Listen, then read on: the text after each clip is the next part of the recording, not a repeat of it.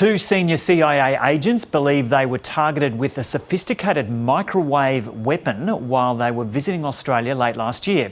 It's been reported the pair may have been attacked as part of a global campaign by Russia that's left American spies and diplomats suffering from mysterious brain-related illnesses. Political reporter Noor Haider joins us now from Parliament House in Canberra. Noor, g'day. Yeah, pretty bizarre story. Take us through what's happened.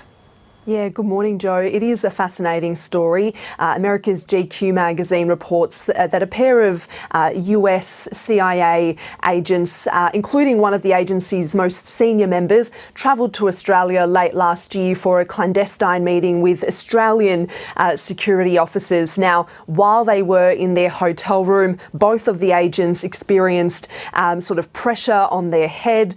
They reported hearing a strange noise and a ringing in their ears. Both of them also became nauseous and dizzy. Now, their symptoms are consistent with what's known as Havana syndrome.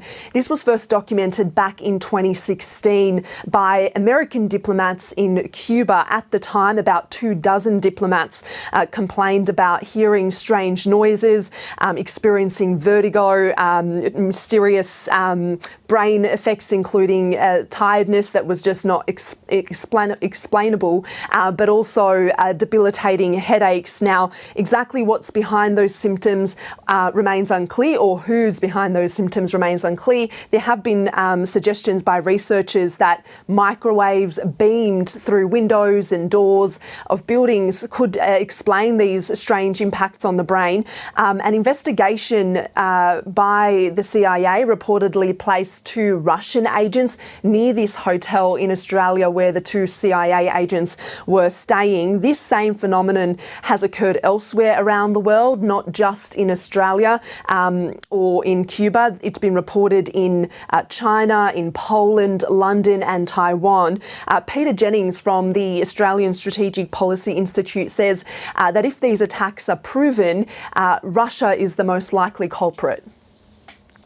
I think what we are seeing here is something that is most likely from the Russians, who seem to, frankly, care almost nothing of the consequences of aggressive intelligence actions.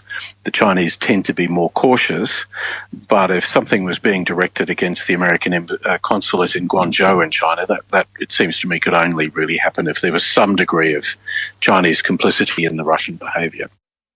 Now, the Australian federal government has declined to comment on this matter directly, which isn't surprising. However, we do know that the federal government and Australian intelligence agencies do hold serious concerns about the activities of foreign spies on Australian soil. The head of Australia's domestic spy agency only this week warned that the number of spies operating in Australia now is more than that during the Cold War.